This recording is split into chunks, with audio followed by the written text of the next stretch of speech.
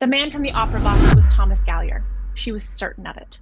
Sure, there might have been about 50 yards and a hell of a lot of stage light between them, but it was her job to know where her next meal could come from. And if what she read in the papers was true, Thomas Gallier looked like a 12-course dinner. Blowing kisses was one of her signature moves. She didn't originate the practice, certainly, but she'd learned over time that men couldn't resist being singled out in a crowd. They all, without exception, had a pathological belief that they were somehow exceptional, an obsession with being the one and only chosen out of an endless stream.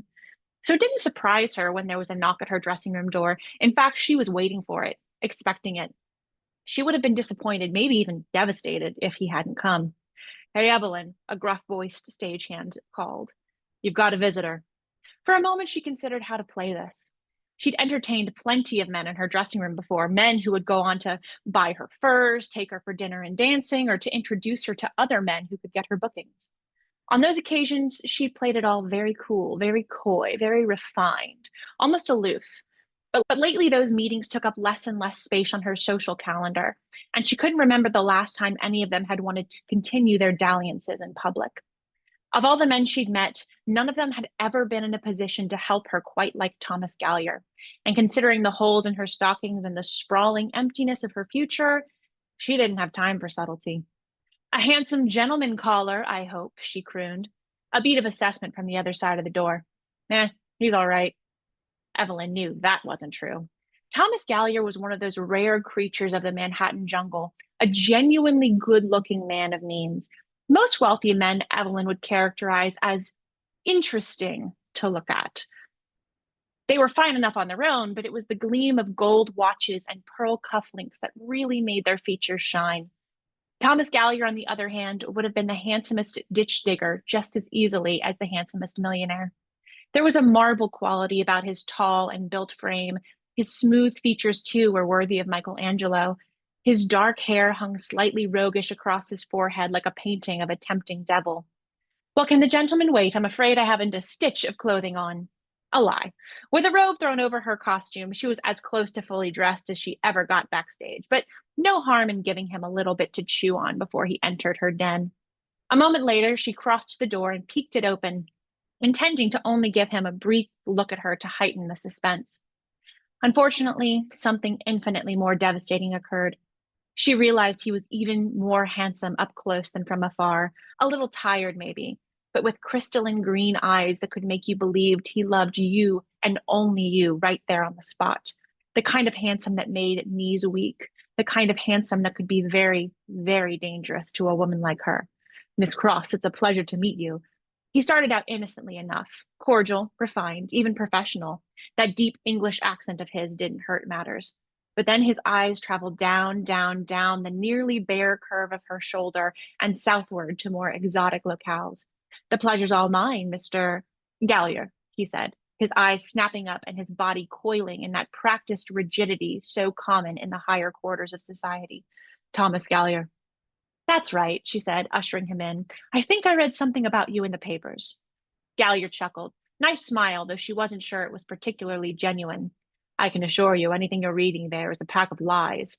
Oh, even the ladies' column about you being, what was it they called you? A handsome man with a constraint of passion that leaps like flame into desire. They wrote no such thing. No, you're right. I must have read that in a book somewhere, but it describes you quite well. You can understand my confusion. This was a dance she knew well, the steps so rehearsed she could do them in her sleep. She would flirt a little, he would assess her legs. In the year of the Lord, 1897, if your legs held a man attention, he was as good as yours.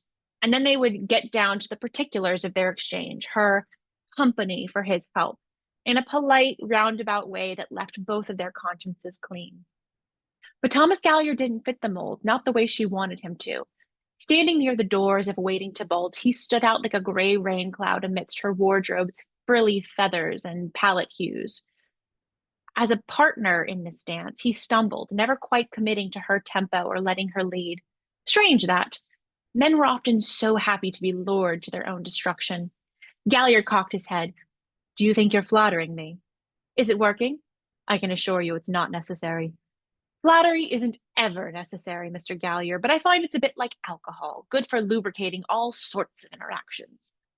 Not her most subtle of approaches, the man cleared his throat and averted his gaze from her, while taking sudden interest in a virginal white gown dipped in red hanging from her dressing screen.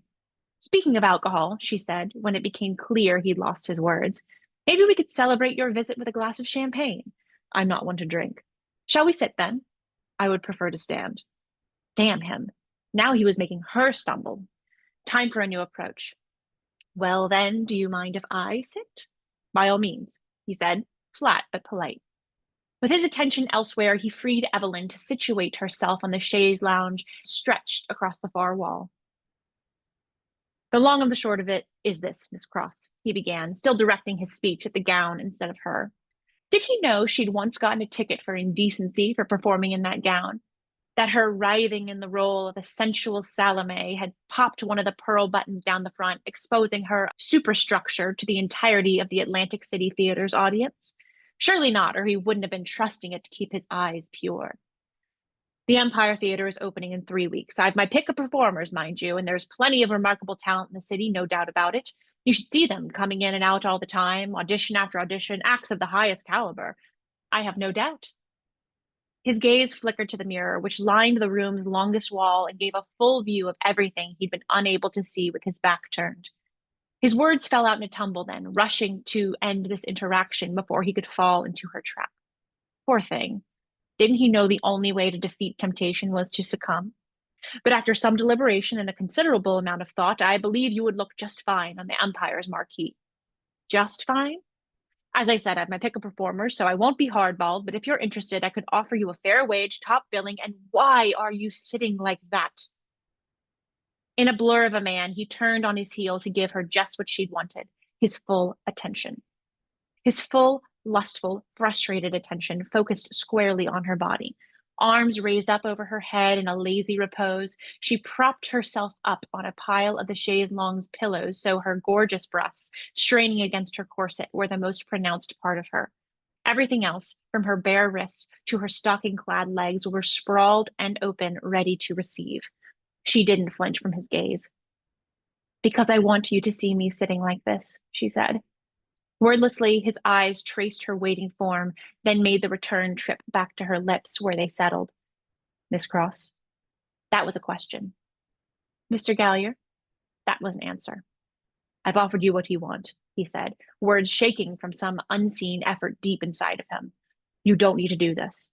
In my experience, a man's promises aren't worth anything until after the glow of seduction is gone. It was the truth. Listening to love-sick men was a hereditary sickness, a sin of the mother passed down, one to which she would never succumb.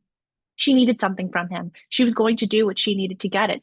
Simple as that. If those facts bothered him, so be it. And indeed, bother him they did.